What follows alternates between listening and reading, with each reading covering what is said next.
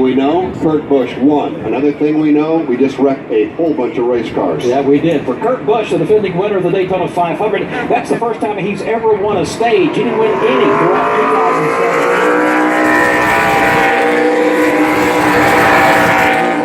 2007. Clicking close, fastest lap of the race so far was won by Eric Jones at 199.885 miles per hour. Listen up, actually today's race.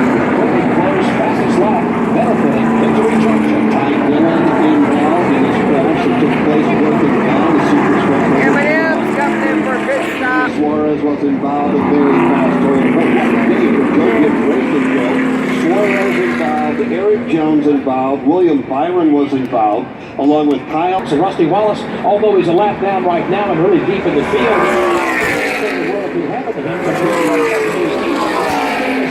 Does not have a problem with it. His car's in really good shape right now. The only problem he's got is a lap down.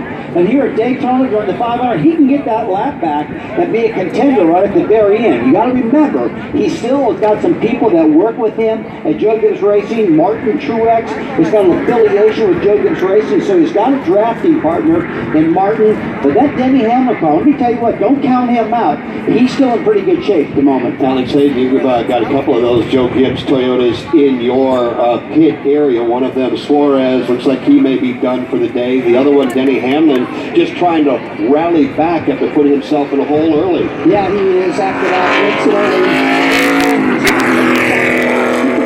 To get it back in the pit box, but the nose was over the line when they engaged the fuel can. Trying to rally back, but yeah, I'd say Suarez.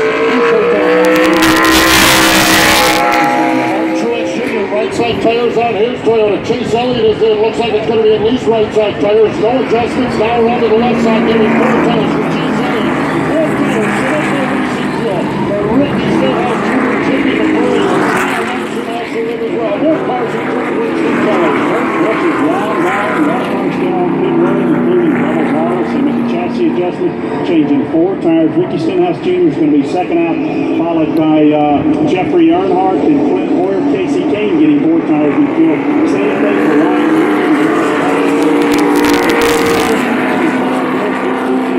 Jordan and Adam Stevens, respectively.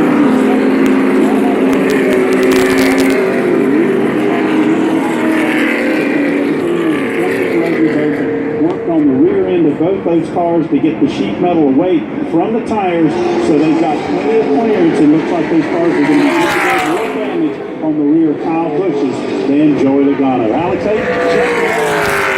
Boyer came in, put Sunoco fuel only in their race cars, chopped them up, sent them back out. With those strategy calls for both of those teams, they've been able to pick up positions, not just in the single digits, caused a mistake for Kurt Busch, the race leader, and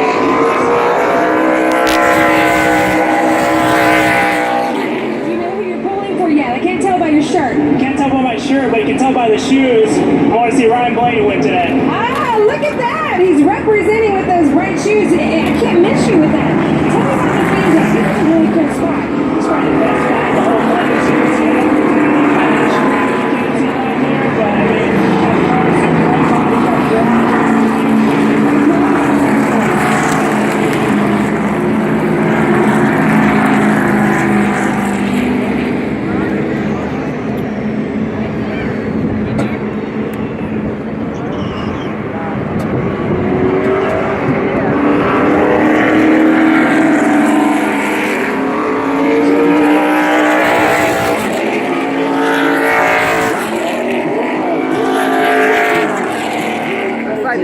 track now. Jamie McMurray back on the completion of stage one. And something to keep in mind too is so many of these cars. You want the Daytona 500 full, but now at the start of stage number 2, he finds himself.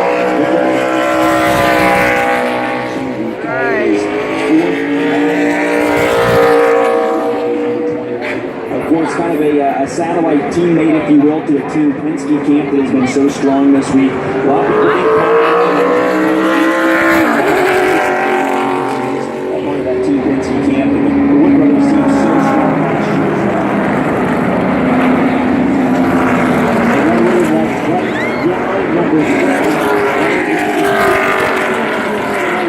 Ryan more rising stars in NASCAR. Hey, race fans, there we are.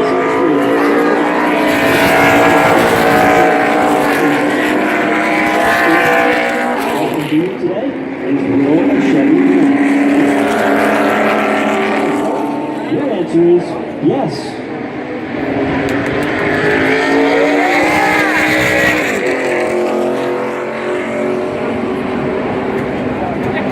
Back at the World Center of Racing.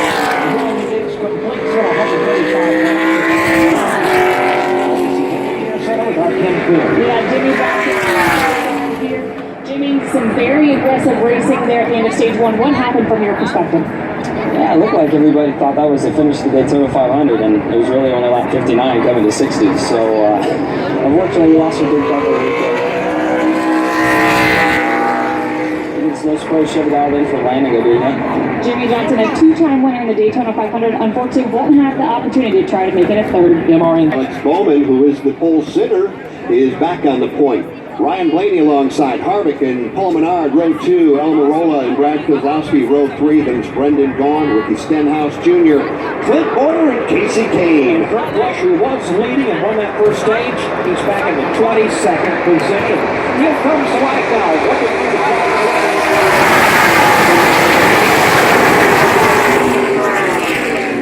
Bowman comes right back at him on the inside line. Bowman's got drafting help downstairs from Kevin Harvick and Eric Almirola. Blaney up high. It's got his former ride. Now driven by Paul Menard. Inside lane comes to life. Alex Bowman has drafting help from Kevin Harvick and Eric Almirola on the bottom. Meanwhile, it's Ryan Blaney. Right with Bowman topside to the top spot. Off turn 4, back in the triangle again, side by side for the top spot. Advantage this time to Bowman, but it's just by inches.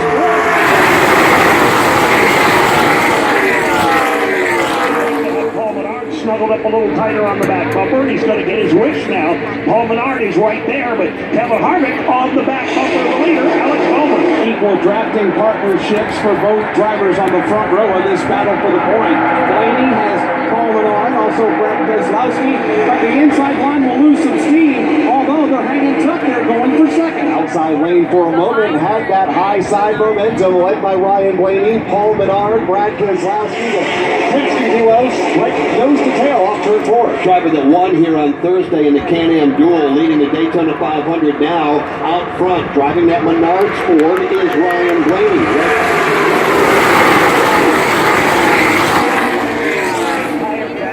Behind them now, here comes Ford for the third and fourth position. Still up front, it is Ryan Blaney showing the way. A report coming in of a vibration problem for Johnson.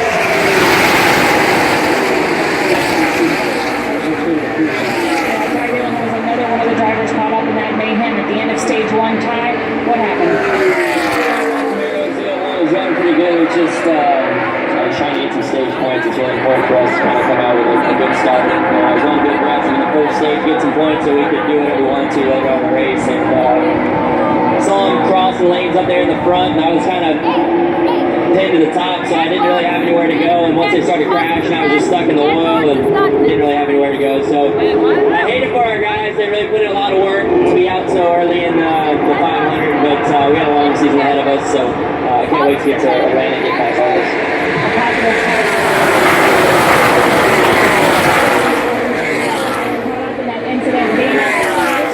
What could you see? What happened? It's very hard to tell. I mean, I was just trying to stay out of trouble. To the back, and at that point, we were one lap to go to the end of that stage, just 60 laps into the race, and everyone was blocking very, very close. Everyone was being aggressive, how it's supposed to be, maybe a little bit too early, and somebody turned my teammate the 20, and he hit the 42, and the 42 hit me, and after that, pretty much is nothing I can do. That's Daniel Suarez out of the Florida Hospital for some Florida Hospital.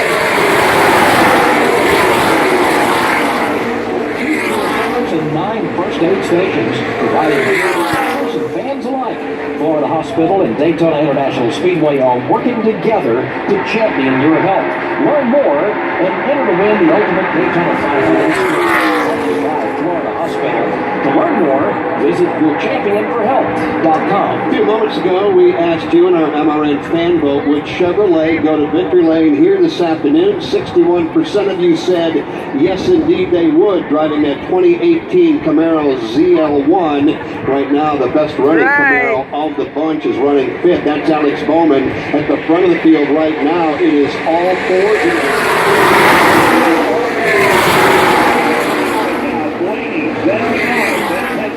Ricky Stenhouse Jr. And here's Trevor Payne now. In the top five, but not going quietly is Alex Bowman. Alex Bowman still standing pat on that inside line. Was racing for fourth with Ricky Stenhouse Jr. Now about to find himself in the side. Trevor Bain to the outside, Bowman to the bottom. First car in lane on the inside of the racetrack. Joined there by Kevin Harvick, Eric Almirola, and Brendan Garr. But the momentum right now in the outside lane. Okay, I told you guys before the race started, one car I'll be looking at is Alex Bowman because he didn't get much practice. The team was kind of holding him back because he had the pole position.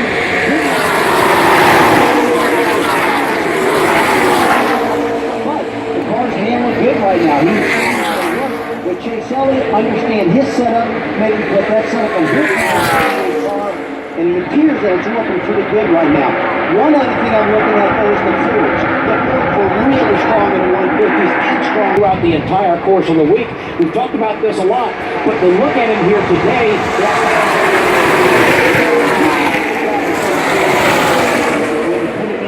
he's running good out of Phoenix, Arizona. Some of the things in North Carolina, stuff like that. and right now he's looking good again. You were all concerned about how he was. 25 remain at the front of the field. It is Ryan Blaney leading over Coleman out. Then Alex Guys running up in the outside lane. Ryan Blaney with Paul Menard up high. Brad Keselowski as well. The inside line trying to pick up some speed going once again. Alex Bowman lights running on the box. They're side by side, about 10 rows deep. Blaney decides to go up to the high lane of the racetrack to get some dropping help from Paul Menard. When they get to the drivable though, he dives right down to the inside across the over. Bowman leading that inside freight train. Clint Boyer, then his teammate Chase Elliott in line, a few cars back. The outside line seems to have the better advantage. And a little bit of contact maybe there through the trial.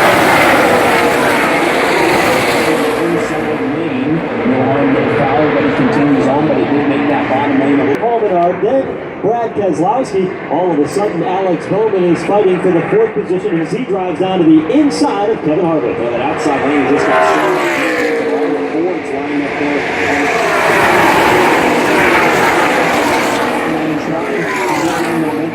Get up there. To the bottom. Here's Get up Bowman there. in the 88 car looking to the inside of Paul Menard for second with a little bit of an advantage off of turn number 2. But again, Top spot.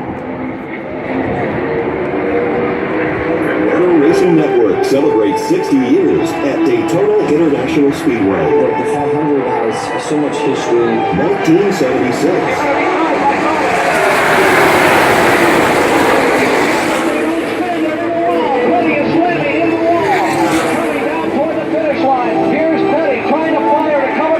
Right now, it is Alex Bowman. He's got Eric Almirola and Clint Boyer right there, and we haven't mentioned it, but he is climbing the leaderboard. Remember we were talking about him being locked down, that pitting mistake earlier in the race this afternoon. Rusty Wallace, because of caution flags and the way they've worked their strategy. She's looking really good right now. Denny Hamlin. Where's right number now one? I is can't up to see the him anymore. 15th position. Now there are a number of drivers at the race. Eric Jones and his teammate Daniel Suarez crashed out just a few moments ago back in 59. Jimmy Johnson was out in that same crash. He's done. Ty Dillon is out. Corey LaJoy is out. And Kyle Busch has had a couple of altercations on the racetrack. And right now he is 4 laps. Before we get the season started, That's right. leaving Daytona in a hole as you move on to the rest of the season, but those guys will have the opportunity to bounce back with some good tracks coming up for Kyle Busch and for Daniel Suarez and Eric Jones as well as Jimmy Johnson. Ryan Blaney making this a pretty good track for himself after winning his Can-Am Duel. Job of shutting down the runs both high and low as they begin to shape up. He'll be ducked into the bottom here in a minute, I believe, because Bowman is on his way back. Mooney, a week ago, we ran the Clash. We saw them go nose to tail for most of the race. Back on Thursday, we saw the Can-Am Duel go nose to tail. It's been a little more intense here on Sunday afternoon than it was last week, or even in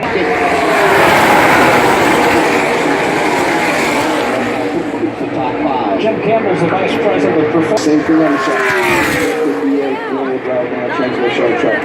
Track to show, that's key for us. Everybody loves the Camaro. What kind of feedback did you get? Camaro's been around for a long time, and so there was a lot of enthusiasm and excitement. We're really proud to bring it and race it. I think the drivers really liked it as well. And this is a debut. It was fun to see Chase Elliott in the duel. Get the win. That was the first win for the Camaro ZL1 in that format, and we're looking forward to it. And you have a lot of Camaros this year.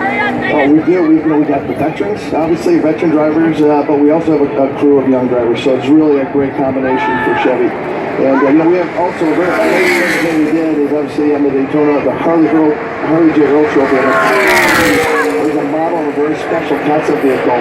It's called the Firebird 1, and we have it. Just the right of the winner circle. You look at the silver, the concept car over there. That's what was modeled on, and that's on the trophy. We wanted to connect the fans with that car. That's beautiful. That new Camaro ZL1 is beautiful as well. Good luck today in the Daytona 500. Thanks for having us. It's Jim Campbell, vice president of performance. We had a guy come up and show us. The win today, it would be win number 7 plate track here in Talladega. So we'll find out how they do right now. Art is sticking with Ryan Blaney, trying to pull Brad Keselowski without Alex Blaney. They're starting to gain some momentum and pulling back up to the second position. Blaney saw the momentum of that inside lane. He ducked down to the bottom momentarily to block. Then he goes back up high now to try to block the advances of Paul Menard and the Wood brothers, number 21 of the high lane. But here comes Alex Bowman off the end of the back straightaway, digging down to the inside of Paul Menard. That inside lane, really, once they get going, they close the gap in a hurry. It's only taken them a couple laps, and they're right back up towards the front. The battle for second now is Blaney again, the leader, defending both lanes, but Bowman side by side with bringing the rest of his friends with him. He's got Mark Thompson down to the inside. Thompson will stay to the bottom of that black and red number 66, and that's going to slow the advances down. Everybody's still giving chase to the race lead. A moment ago, William Byron got into the outside.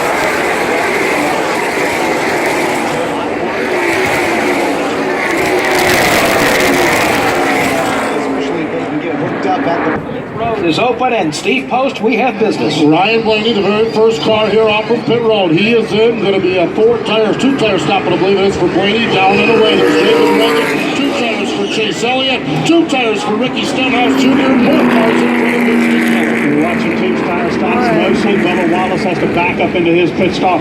Ryan Blaney, Brad Keselowski, Kevin Harvick, Chase Elliott go out in that order. It's going to be a 4-tire stop for Alex Bowman, just getting around to the right side now.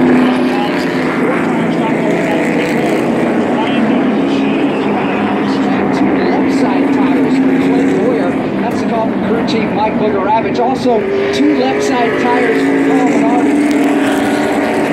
Left side only Sunoco fuel for Paul Menard. Denny Hamlin was in as well, getting routine service. Just about everybody getting service here as this caution flag has come out at lap number 94. I'd like to welcome some new radio partners to our Racing Network for our coverage of today's Daytona 500. The Reason, AM 760 and 95.